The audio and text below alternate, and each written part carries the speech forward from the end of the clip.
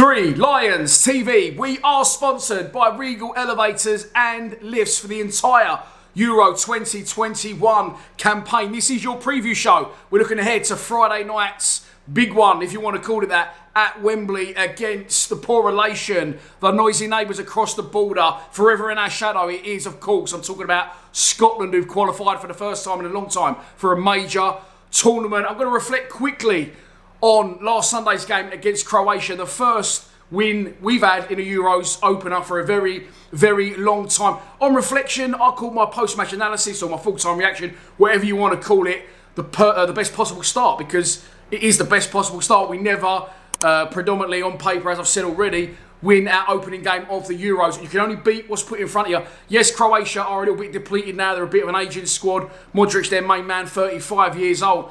But as I said, you can only beat what's put in front of you, and it will be a slightly questionable selection from Gareth Southgate. He got the job done, and I feel really the scoreline didn't really reflect the performance. Never in any sort of danger, even after they went behind. Again, that could be criticism pointed Croatia's way because they didn't come at us at all. They didn't look interested. But as I said, you can only beat what's put in front of you, and some questionable decisions from Southgate with, Phillips, who was my man of the match, by the way, with Mings, who also played well, with Sterling, who hasn't had maybe on paper the most fantastic season, still better than 99% of our professionals, but by his standards, it proved the right thing to do. And I feel that I got it a little bit right with my preview where I said that experience is key, and I think that was proved by Raheem Sterling scoring the winner. Trippier at left back, of course, was the only other questionable one in my mind, but I thought he was solid. I would have preferred to see him at right back, and I will do in the next game when we play Scotland on Friday, because out of the entire team, I felt the only player that didn't really... I don't think Kane had a massive impact on the ball, but I feel he dragged defenders along with him, and he gets a lot of attention, which enabled and freed up space for other players, such as Foden, such as Sterling, such as Mason Mount. But I won't say Kane had a bad game. I will, however, say that Kyle Walker did. I didn't think he was up to it. I wouldn't have started him anyway, and I would drop him out, in my own personal opinion, for Sunday's game against Scotland. So let's move on to it, of course. As I've already mentioned, Scotland, the noisy neighbours across the border, managed by Steve Clarke. Good manager, good coach.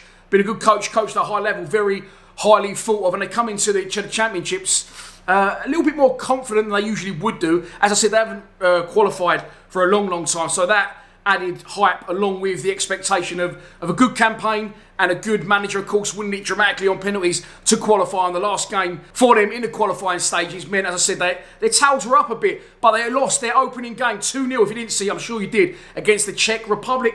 Almost, I feel the Czech are going to be the underdogs, I think they was before that game, of Group D. Croatia, of course, World Cup finalists 2 years ago. We know a lot about ourselves, and Scotland, of course, will always up their game a little bit to play England. So I feel that Czech could have been a little bit of an unknown one, go under the radar slightly, but I think they definitely would have got some people's attention when they 2-0 win at Hampden Park. Two great goals, one great header, and of course a wonder goal from their striker who plays for Bayer Leverkusen, not even going to attempt to say his name. So they'll be full of beans going into the Croatia game, which means on Friday at Wembley, if we beat Scotland, we pretty much condemn them to elimination. And of course, Scotland now have to win the game. I don't know if that changes their outlook, their tactics. I'm sure they want to come into any game winning it, especially against, of course, the bad blood, if you like, the local rivalry of England v Scotland. So they're definitely going to need 3 points now. Whether that changes them tactically, I don't know. Let's look at the history though, of course. As I said before in my preview show for the Croatia game, I don't feel that...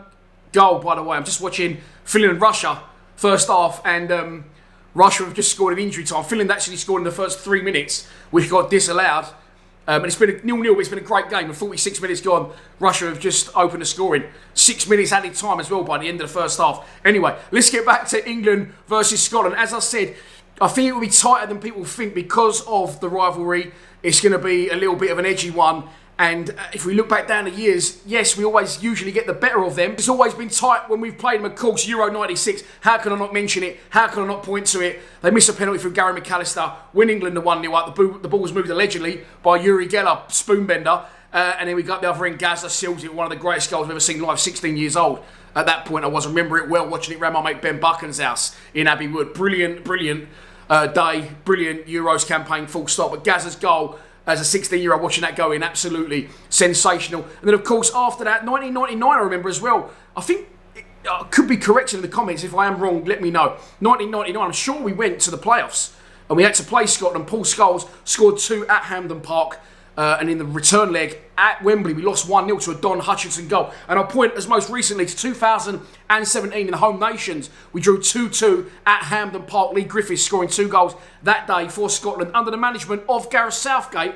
So as I said, it's going to be a little bit tighter than people think. So before I give you my prediction for Friday, I'm going to run through the team that I would pick. Of course, there's the option of sticking with what you've already got. Why change and win inside? You shouldn't really do it, but there is factors that could be considered. This is the team that I would go with, and I'll talk you through why afterwards. Jordan Pickford in goal, Kieran Trippier right back, Ben Chilwell left back, Harry Maguire to come back in if he's fit alongside John Stones, then Calvin Phillips and Jordan Henderson holding in midfield with the impressive Mason Mount in the 10, Raheem Sterling right, Phil Foden left, and Harry Kane up top. Okay, let's go through that team. For me, Mings did well. But against Scotland as well, you need every edge you can get, every bit of experience. And of course, as I said, if we win the game, we're pretty much, I think, cemented qualification. So Maguire, if he's fit, along with, for me, Kane, as well, along with Henderson. I'll get on to Henderson in a minute. Big players, experienced players, just players you point to if the chips are down, which I don't really expect them to be against Scotland. But I think, as I said, I think it's going to be tight. So Harry Maguire has to come back in if fit. Trippier goes to the right back for me. Thought he was solid as a left back, but for me as well, as I said, Walker, no. Walker just kept kicking the ball off, kept giving the ball away, and I don't feel really that he's up to it at right back. I wouldn't have really picked him in the first place. And a point to the left backs. Why bring Luke Shaw? Why bring Chilwell? Didn't even make the bench on Sunday, by the way. Why bring them if you have all intentions of playing Trippier at left back? You might as well left one of them at home and put an extra, Ward-Prowse or even, God forbid, Lingard. So for me, he has to go at right back. Chilwell will be my preferred left back. Champions League winning left back. Had a good season at Chelsea after joining from Leicester. So for me, I'd bring Chilwell in. Played a lot of Wembley lately, of course, as well. Moving on to Jordan Henderson, further up the pitch. This could be the debatable one. Now, I got a bit of grief for this on the Lions TV WhatsApp group, and the boys said, "Nah, Dan, don't agree with you. You shouldn't have started him. It's an Alex Pearce scenario. You don't have him in because he's experienced." And my argument is this. Alex Pearce, love him at Millwall. I don't want to keep reflecting back to Millwall, but that's obviously where we all stem from. So, Alex Pearce, yes, he's past it now, but this is for Millwall, and he's not good enough to get a Millwall side at championship level. We're talking about Jordan Henderson, Liverpool captain, Champions League winner. He's still more than capable of doing the job, and I feel he gives a little bit of discipline, a little bit of experience to that midfield. That would bring him in replacement of course, Declan Rice. Maybe...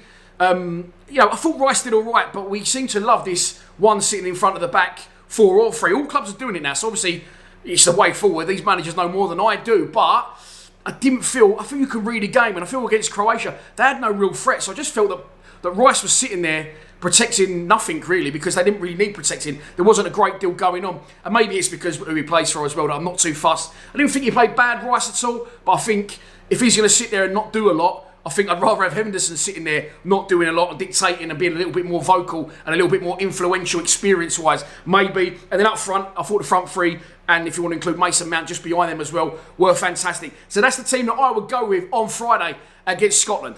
Of course, once again at Wembley, it is home advantage for us, but I've got to give you a prediction. So here we go. I think it's going to be tight.